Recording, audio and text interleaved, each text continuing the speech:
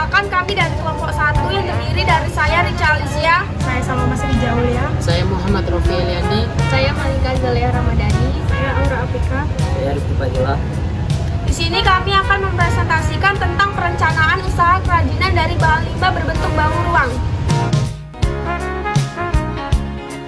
Limbah berbentuk bangun ruang adalah limbah yang berbentuk bangun yang berdimensi 3, yaitu bahan limbah yang memiliki volume atau ruang, sehingga limbah tersebut dapat berdiri serta memiliki volume atau keruangan. Limbah berbentuk bangun ruang dapat berubah bangun berbentuk ruang beraturan seperti kubus, bola, kotak, dan bangun tidak beraturan. A. Perencanaan usaha kerajinan dari bahan limbah berbentuk bangun ruang. Aspek-aspek penting dalam perencanaan usaha produk kerajinan dari bahan limbah berbentuk bangun ruang ada 1. Ide dan peluang usaha kerajinan dari bahan limbah berbentuk bangun ruang.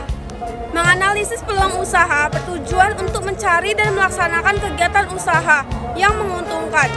Rencana dalam berwirausaha perlu dianalisis untuk mengenali kelemahan-kelemahan yang dapat mengakibatkan kesulitan-kesulitan keberlangsungan usaha. Faktor-faktor yang menjadi dasar pertimbangannya adalah sebagai berikut. A. Faktor keuntungan. Apakah usaha yang ditetapkan itu mendatangkan keuntungan atau tidak?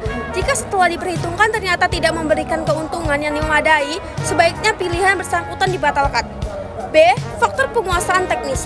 Cara pembuatan produk kerajinan perlu dikuasai atau dipelajari dengan baik oleh karyawan atau pengrajin. C. Faktor pemasaran. Harus diteliti kemungkinan pemasaran dan prospek pemasarannya di waktu mendatang. D. Faktor bahan baku. Bahan baku merupakan faktor penting yang diikut menentukan tingkat harga pokok dan kelancaran proses produk usaha kerajinan. E. Faktor tenaga kerja. Pada faktor tenaga kerja ini yang perlu dipertimbangkan adalah ketersediaannya tenaga kerja yang murah dan kemungkinan untuk memenuhinya baik jumlah kalian maupun jasa. F. Faktor modal. Perlu dipertimbangkan kesesuaian antara modal yang disediakan di kebutuhan jenis usaha kerajinan yang dibutuhkan. G. Faktor resiko. Tingkat resiko yang akan ditanggung perlu dipertimbangkan dengan besarnya keuntungan yang akan diperoleh. H. Faktor persaingan. Perlu dipelajari situasi yang akan terjadi dan disesuaikan dengan kemampuan menghadapinya dalam hal modal maupun pemasarannya. I. Faktor fasilitas dan kemudahan fasilitas yang dibutuhkan untuk operasi usaha kerajinan dan kemudahan penyediaannya menjadi pertimbangan. Kemudahan yang mungkin dapat diperoleh dari pemerintah seperti pajak dan lain-lain. J. Faktor manajemen. Pertimbangan penting lainnya adalah proses pengelolaannya yang paling sesuai dan bagaimana kemampuan pengusaha untuk mengelolanya. Jika wirausaha sudah menetapkan jenis usaha kerajinan sesuai dengan yang diinginkan dan sudah melalui berbagai macam pertimbangan, tugas yang perlu diperhatikan oleh seorang wirausaha adalah mempertimbangkan hal-hal berikut. A. Jenis usaha kerajinan yang sesuai dengan hasrat dan minat. B. Jenis usaha kerajinan yang benar-benar akan membawa suatu keuntungan. C. Jenis usaha kerajinan yang mudah mengurus dan mengerjakannya. D. Jenis usaha kerajinan yang mudah memeliharanya. E. Jenis usaha kerajinan yang produknya disenangi dan dibutuhkan konsumen. F. Jenis usaha kerajinan yang bahan bakunya mudah didapat. G. Jenis usaha kerajinan yang mendapat dukungan serta perlindungan pemerintah. Dengan adanya analisis SWOT, yaitu strength atau kekuatan, weakness, kelemahan, opportunity, peluang, dan threat, ancaman, berarti kalian dapat mengetahui peta peluang usaha dan ancaman apa yang ada. Dengan tersedianya informasi intern dan ekstern, maka perusahaan akan dapat mengetahui A. Di mana usaha itu ada peluang atau opportunity untuk maju dan sukses. B. Apa saja yang mengancam perusahaan atau threat.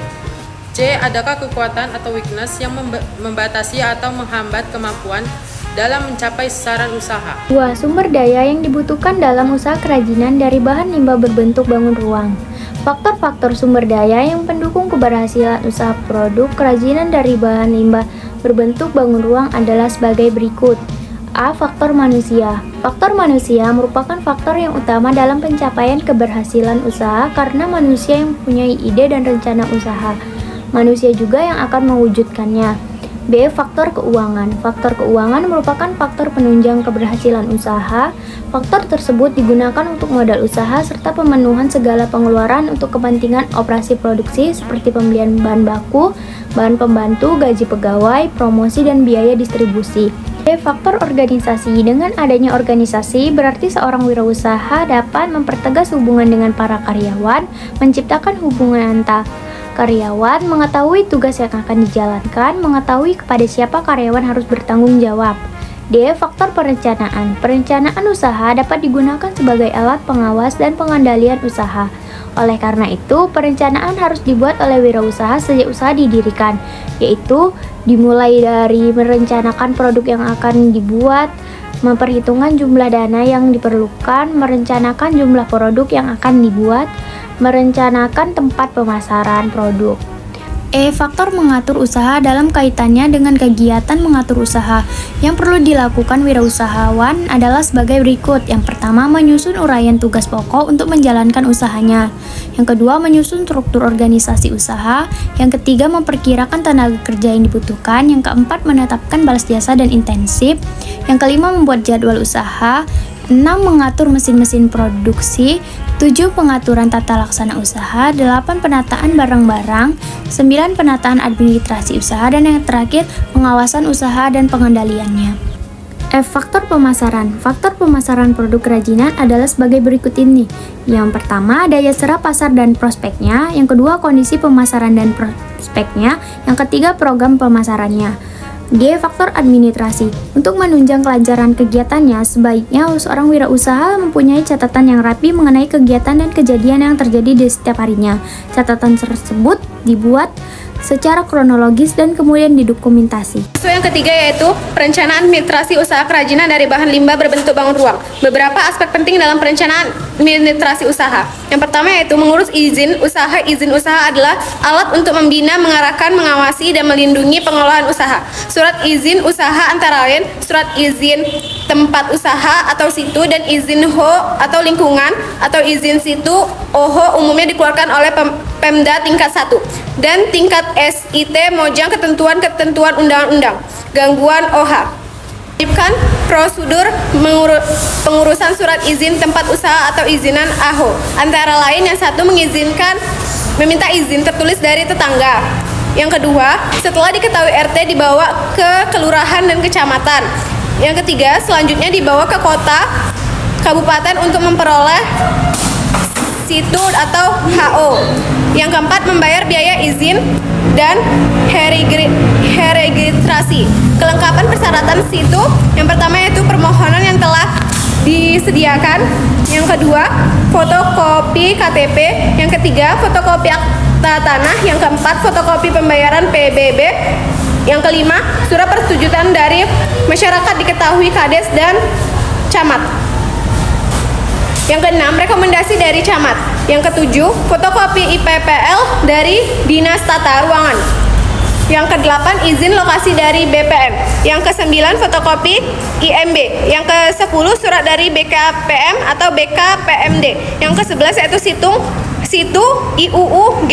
Yang ke-12 yaitu fotokopi NPWP. Yang ke-13 fotokopi restribusi. Yang ke-14 fotokopi akta pendirian perusahaan yang berbadan hukum. Yang ke-15 surat pemerintah penggunaan tanah. Masuk yang ke B yaitu penetapan besarnya restribusi. Ketentuan tata cara perhitungan restribusi situ adalah luas ruang usaha X, angka indeks lokasi X. Angka indeks gangguan X tarif. Yang pertama yaitu tarif luas ruang usaha. Yang kedua indeks lokasi. Yang ketiga, klasifikasi indeks gangguan. Yang keempat, ketentuan tata cara. Yang ke perhitungan restribusi registrasi. Masuk yang ke C, surat izin usaha perdagangan atau CUP. CUP adalah surat izin yang diberikan oleh menteri atau pejabat yang ditunjukkan kepada pengusaha untuk melaksanakan usaha di bidang perdagangan dan jasa. Beberapa keuntungan dengan memiliki SIUP adalah yang pertama mendapatkan jaminan perlindungan, yang ke hukum untuk kelangsungan dan kepastian usaha. 2. Mempermudah dalam proses pengajuan kredit kepada perban lembaga keuangan. Yang ketiga, bukti memiliki dan menjalankan usaha bila melakukan kerjasama dengan pihak ketiga. Yang keempat, yaitu mendapat prioritas pembinaan dan instansi pemerintah yang menangani pembinaan usaha kecil. Masuk tata cara memperoleh SUP adalah yang pertama, datang ke bagian urusan perizinan, kantor dinas, perindustrian dan perdagangan daerah tingkat 1 dan tingkat 2. Yang kedua, mengisi dan mengajukan surat pengajuan izin SPI dengan melampirkan syarat. Yang pertama, A. Fotokopi akta notaris dengan pendirian usaha. Yang kedua, B. Fotokopi dari pemilik perusahaan. Yang ketiga, foto dari pemilik perusahaan 4 lembar ukuran 3x4 cm. Dan yang terakhir adalah menyerahkan kembali formulir dan persyaratan lainnya kepada petugas bagian perizinan. D. Pengurusan pajak. 1. Pengajuan NPWP. Pada umumnya yang diwajibkan daftar mendapatkan NPWP adalah badan yang memiliki subjek pajak penghasilan, yaitu PT, CV, firma, BUMN atau BUMD, dan orang perorangan atau pribadi wajib mempunyai penghasilan neto di atas penghasilan tidak kena pajak atau PTKP.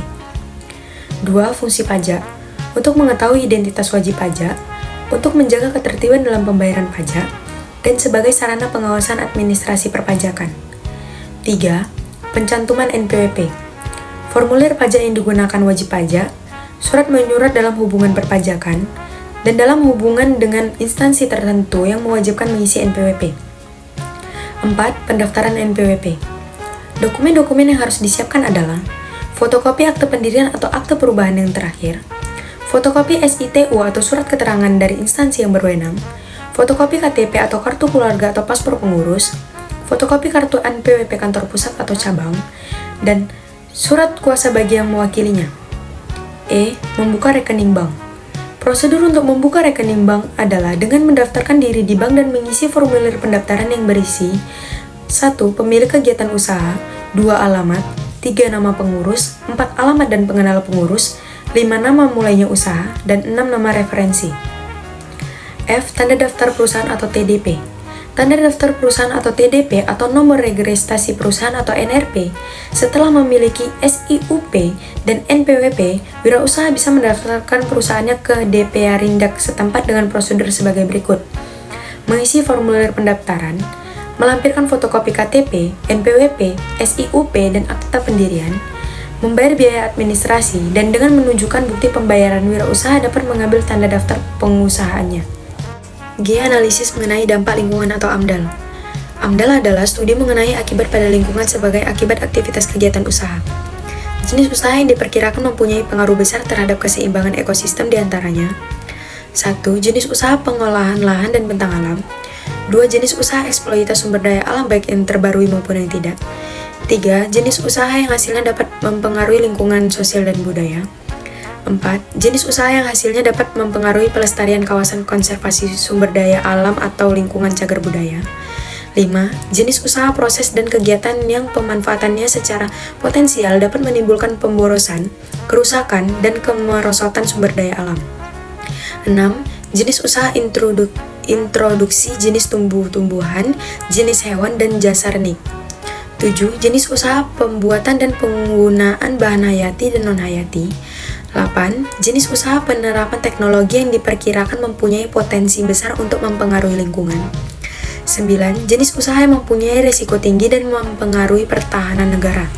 Dokumen yang harus dipersiapkan dalam pengurusan AMDAL adalah fotokopi KTP atau SIM dari penanggung jawab atau pemilik, fotokopi akte pendirian perusahaan, fotokopi SITU, fotokopi NPWP, fotokopi NRT, dan fotokopi denah gambar lokasi perusahaan yang menimbulkan dampak terhadap lingkungan. Pelaksanaan pemasaran usaha kerajinan dari bahan limbah berbentuk bangun ruang. Faktor pemasaran dapat dikatakan berhasil jika jangkauan pasar semakin luas dan masa produksi dapat bertahan dalam waktu yang lama. Untuk itu, hal-hal yang perlu dipertimbangkan yaitu meliputi sasaran pasar, selera konsumen, citra produk, saluran distribusi, dan penentuan harga. Ada 3 elemen penting dari sasaran atau target sebuah promosi, yaitu A. Pembentukan merek atau branding, B. Layanan kepada konsumen yang berupa komunikasi dan pemberian informasi, C. Menciptakan kesetiaan pelanggan, dan 6. Kegiatan dan rencana pemasaran yang bisa dilakukan untuk mengomunikasikan produk dan merek usaha, yaitu sebagai berikut: A. Penjualan personal atau personal selling. Penjualan personal adalah bentuk komunikasi yang menggunakan media individu. B. Iklan advertising. Iklan adalah komunikasi produk melalui media dan tidak dilakukan secara individu atau perseorangan. Promosi penjualan atau sales promotion. Promosi digunakan untuk memasarkan dan mengomunikasikan pesan produk Anda kepada calon konsumen. Publikasi atau publication. Publikasi mencakup pengaturan komunikasi massa di luar iklan dan promosi. Biasanya publikasi bertujuan untuk meningkatkan penjualan atau memperkuat merek secara tidak langsung dan tidak bersifat menjual. Sponsorship. Sponsorship merupakan aplikasi dalam mempromosikan produk atau merek yang berasosiasi dengan kegiatan perusahaan lain atau kegiatan pemerintah dan masyarakat. Komunikasi di tempat konsumen yang akan membeli atau pin of broadcast. Komunikasi dengan sistem ini bertujuan untuk mempengaruhi seorang pada saat orang tersebut akan mengambil keputusan untuk membeli sebuah produk.